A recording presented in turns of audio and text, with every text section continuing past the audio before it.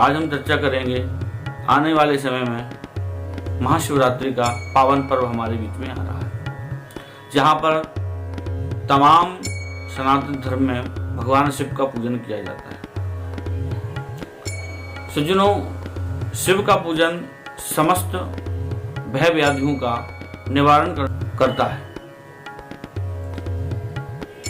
भगवान शिव ही संसार में एक ऐसे देव हैं जो बहुत ही सहजता से एवं सहज पूजन से प्रसन्न। आज भगवान शिव जब शिवरात्रि के पावन पर्व पर भगवान शिव की आराधना की जाती है, पूजन, अभिषेक, जल, भजन, उपवास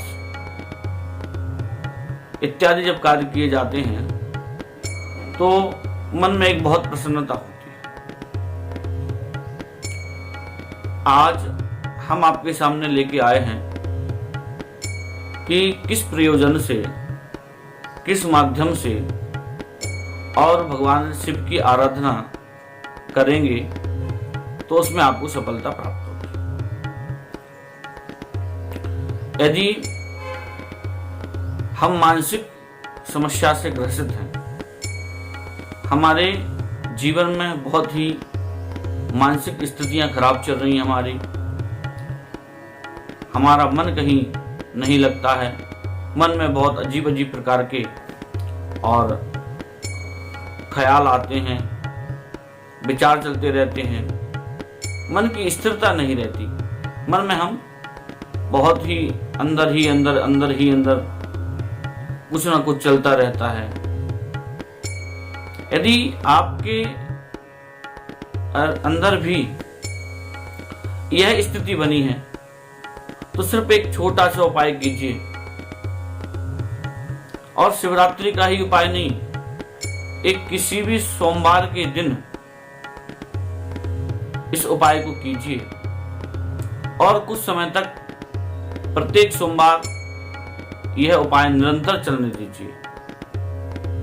यह सत्य है मित्रों कि आपके अंदर जो मानसिक स्थिति में तनाव की स्थिति बन रही है उसमें आपको बहुत फायदा मिलेगा। आपको करना क्या है, या आपके घर पर शिव जी हो, या आप घर पर शिव जी ना हो तो किसी देवालय पे जाइए, शिवालय पे जाइए, वहां पर शिव जी हो और उस स्थान पर भगवान शिव के पास जाकर के एक आपको और छोटा सा उपाय करना है। ज़्यादा खर्च वाला भी उपाय नहीं है, आपके घर में ये सारी व्यवस्थाएं रहती हैं। एक बहुत छोटा सा उपाय है, वह आपको करना है और निरंतर इस उपाय को कुछ सोमवार तक चलने देना है। मित्रों, वास्तवता में यह आपको बहुत ही कारगर उपाय रहेगा। कुछ नहीं, थोड़ी सी मिश्री लेना है और थोड़ा सा दूध लेना है, और मिश्री और दूध को मिला करके, इस बात का ध्यान रहे यदि मिश्री है तो मिश्री ही रहे, ये नहीं कि चीनी मिला लो। थोड़ी सी मिश्री और दूध लेकर के उन दोनों को आपस में मिलाइए। भगवान शिव के मंदिर में जाइए, और भी इत्यादि आप पूजन की सामग्री ले सकते हैं, चंदन, चावल, रोजी, घोड़र, गुलाल, अष्टगंध इत्यादि सारी वस्तुएं आप ले जा सकते हैं। और जाकर के भगवान शिव के सामने सुंदर एक दीपक घी का होना चाहिए। वह दीपक कम से कम 1 घंटे तक वह प्रज्वलित रहे, इतना उसमें आप घी भरना। वह लेकर के आप मंदिर में जाएंगे, मंदिर में जाकर के भगवान शिव का जल, दुग्ध, मधु इत्यादि से अभिषेक करेंगे और उसके उपरांत वस्त्र इत्यादि चढ़ाने के बाद में का मंत्र आता हो, कुछ नहीं आता तो ओम नमः शिवाय या हर हर महादेव भी आप बोल सकते हैं। यदि जो व्यक्ति पढ़े लिखे नहीं है और जो कोई मंत्र नहीं जानते हैं, या शिवाय नमः,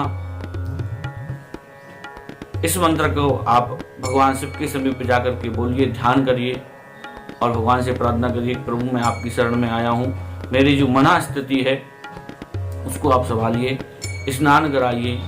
स्नान कराने के बाद में जो दूध और जल और मिश्री का जो मिश्रण होगा उससे भगवान शिव का अभिषेक कीजिए और धीरे धीरे पतली धारा से भगवान शिव का अभिषेक कीजिए उससे, और अपने मन में शिव शिव शिव शिव शिव शिव इस मंत्र का जाप करते रहना। कौन सा मंत्र? शिव शिव शिव। इस मंत्र का आप जाप कीजिए और इस मंत्र का आप अपने अंदर निरंतर जाप करते रहेंगे। भगवान शिव का अभिषेक करेंगे। जैसे ही वह दुग्ध और मिश्री का मिश्रण समाप्त हो जाता है उसके बाद पुनः भगवान को इस शिव को स्नान कराइएगा। स्नान कराने के बाद में भगवान शिव के चंदन, चावल, भस्मी यह भी अर्पित कीजिए भगवान शिव को। धतूर फल हो, बेलपत्र, दूर्वा इत्यादि का मिश्रण भोग के लिए और विशेष रूप से भगवान के लिए भोग लगाना चाहिए। बेलपत्री में आपको राम राम लिखना है तीनों पत्ती पर। 21 और 11 बेलपत्र आप इससे अधिक भी चढ़ा सकते हैं, भगवान शिव को चढ़ाइए। और उस समय अपना मनोरथ, जो आपकी मनोदशा चल रही है उस मनोदशा के स्थिति को, उस मनोदशा की स्थिति को भगवान शिव के सामने रखिए कि प्रभु आप मेरे इस मनोदशा को ठीक कीजिए एवं मेरे अंदर जो कल्पनाएं चल रही हैं, मेरा मन बहुत अशांत है, इसको शांत कीजिए। भगवान शिव के सामने आप अपना प्रयोजन रखोगे, भगवान यह आपका मनोरथ अवश्य ही पूर्ण करेंगे।